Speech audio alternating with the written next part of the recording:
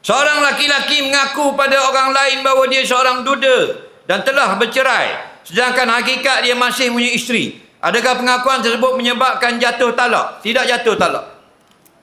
Jatuh talak ni dia kena sorah, dia kena jelas. Aku telah menceraikan isteriku, jatuh talak.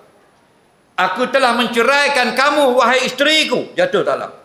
Aku telah ceraikan kamu, kamu tu depan muka bini dia, jatuh talak. Tu siapa tu? Itu isteriku. Dah apa dah pergi dekat? Aku telah menceraikan dia, jatuh talak. Tapi aku duda, aku sendiri, aku bujang, aku telah bercerai, tak cerai lagi. Dia mesti aku telah bercerai dengan isteriku. Dia ada maf'ul lebih. Tak, ada maha majrur dengan tadi, dengan baru jatuh. Kalau aku cerai, tidak jatuh. Aku akan menceraikan kamu, tidak jatuh. Aku telah cerai, tidak jatuh. Yang jatuh, aku telah cerai akan kamu. Bahkan kalau ada maf'ul tapi gunakan mustaqbal, benda yang akan datang, tak jatuh. Aku akan ceraikanmu, aku akan ceraikanmu, aku akan ceraikanmu, tak jatuh. Aku cerai aku, lagi tak jatuh. Aku cerai, mu pun cerai juga, tak jatuh. Nampak? Bini aku janda, tidak jatuh. Kerana itu semua tu lapah kinayah, lapah sindir. Ada niat, baru jatuh.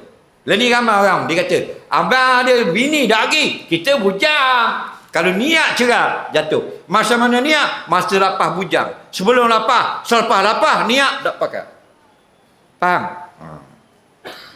Orang lelaki kalau dia ada bini, dia nak ngorak janda, dia ngaku tak ada bini. Dia tak ngaku, tahu belakang nyakit je. Faham? Tahu tak? Dengar orang puang. Orang lelaki, kalau adalah bini dah, orang puang lain jumpa pula, dia kata ada bini lagi. Semua nyakit sama je. Faham tak lagi? Dia memang gitu. Kalau kata ada bini, dah payah nak boleh. Tahu tak? Kata ada bini lagi, ada lagi.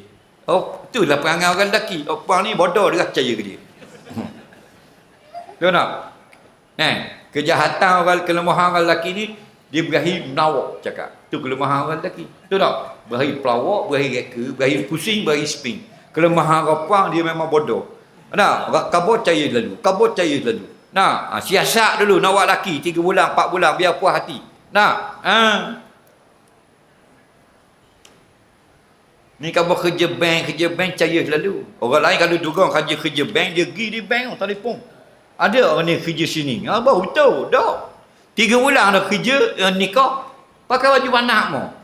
Dalam mak ni dah kerja bank warna gitu, pakai baju warna. Bank biskut baru tahu nyak ke bank piti. Nah, ada muka mak.